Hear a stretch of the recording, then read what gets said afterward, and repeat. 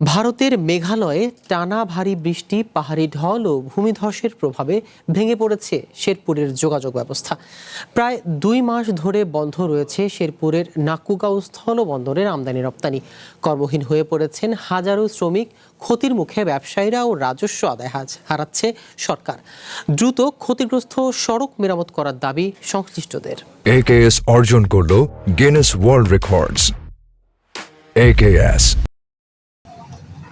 ভারতের মেঘালয়ের পশ্চিম ও দক্ষিণ গারো পাহাড়ি অঞ্চলের ভূমিধস ও পাহাড়ি ঢলে বিভিন্ন সড়ক ক্ষতিগ্রস্ত হওয়ায় বন্ধ রয়েছে ট্রাক চলাচল। এতে সীমান্ত পেরিয়ে বাংলাদেশে আসছে না পাথরবাহী কোনো যানবাহন। ফলে শেরপুরের নাকুগাঁও স্থলবন্দরে প্রায় 2 মাস ধরে থমকে আছে আমদানি রপ্তানি কার্যক্রম। বন্দরের পুরো কার্যক্রম এখন অনেকটাই স্থবির। কোনো কাজ না থাকায় বন্দর শ্রমিকদের আয়ের পথ। দ্রুত বন্দরের কার্যক্রম চালু করতে সরকারের হস্তক্ষেপ চান শ্রমিক নেতারা। 2টা কিস্তি আছে, পোলাপান খাবার বাজার সদে কষ্ট। মালিক না মানে ভারত থেকে মালিক না মাল নামলে আমার ভাটা খাইতে পারবো। অনেকদিন ধরে পাথর আসে না, পাথর না আসার কারণে আমাদের কাজ বন্ধ হয়ে গেছে। শ্রমিকরা সংসার চালানো হতে হিমশিম খাচ্ছে এটা বন্ধ থাকার কারণে। ব্যবসায়ীদের ক্ষতিগ্রস্ত, ব্যবসায়ীরা যে একটা মুনাফা ইনকাম হইতো তাদের এটাও হচ্ছে না।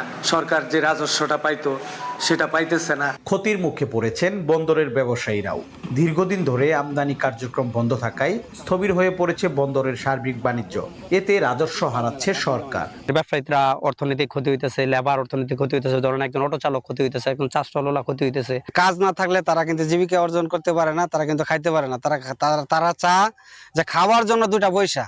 আমদানি রপ্তানিকারক সমিতির সভাপতি ও স্থানীয় সংসদ সদস্য জানিয়েছেন, দ্রুতই বন্দরের কার্যক্রম স্বাভাবিক করার চেষ্টা চলছে। পূর্ব অবস্থানে কিভাবে ফিরে যাওয়া যায়, বিশেষ করে বাংলাদেশ ভারতের যে সম্পর্ক বর্ডার এলাকাগুলোতে, অন্তত এই সম্পর্কটাকে কিভাবে আরেকটি উন্নত মাত্রায় নিয়ে যাওয়া যায়, নেগেটিভ কোনো মনোভাব না রেখে সেই দিকে আমরা কাজ করে যাচ্ছি।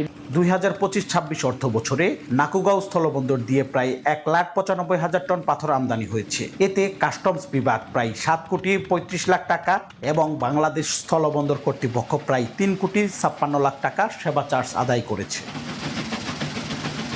Shakil Murad, one news, Sherpur.